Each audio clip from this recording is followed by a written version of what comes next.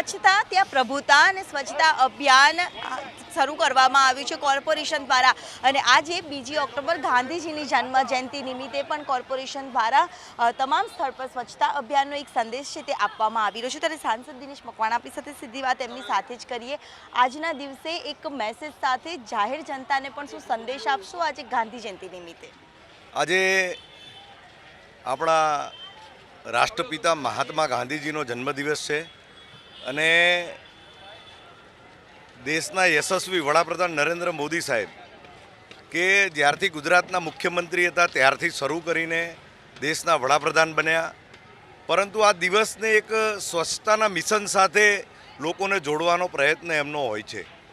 આજે અમદાવાદ મ્યુનિસિપલ કોર્પોરેશનને હું અભિનંદન આપું છું કે ગાંધીજીના સ્વચ્છતાના સંદેશની સાથે નરેન્દ્રભાઈએ 10 વાગે દિલ્હીથી એ કાર્યક્રમમાં અમારી સાથે જોડાવાના છે, પરંતુ મેયરશ્રીના નેતૃત્વની અંદર તમામ હોદ્દેદારશ્રીઓએ 48 વોર્ડમાં સફાઈનો કાર્યક્રમ આજે રાખ્યો છે। 7 મુખ્ય મંદિરો અને 48 વોર્ડની અંદર કોર્પોરેટર અધિકારીઓશ્રીઓ અને લોક ભાગીદારીથી સંસ્થાના લોકો પણ જોડાયા છે। આજે અહીંયા મને અભિનંદન એટલા માટે કે ભદ્રક પ્લાઝાની અંદર મારા વોરા સમાજના ભાઈઓ પણ સ્વચ્છતાના સંદેશ સાથે લોક ભાગીદારીની રીતે જોડાયા છે। હું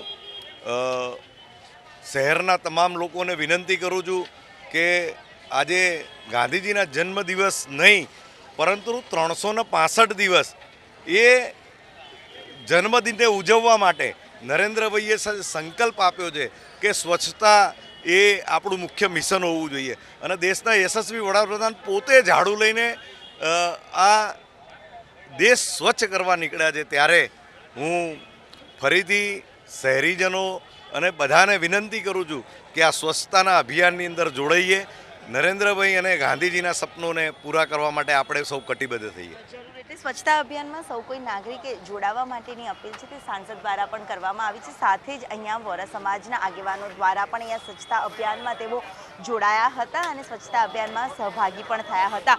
સ્વચ્છતા અભિયાનની નગર દેવી ભદ્રકાળીના મંદિરથી શરૂઆત છે તે કરવામાં આવી હતી। કેમેરામેન મનીષ વાણિયા સાથે દિવ્યા ચૌહાણ, સંદેશ ન્યૂઝ, અમદાવાદ।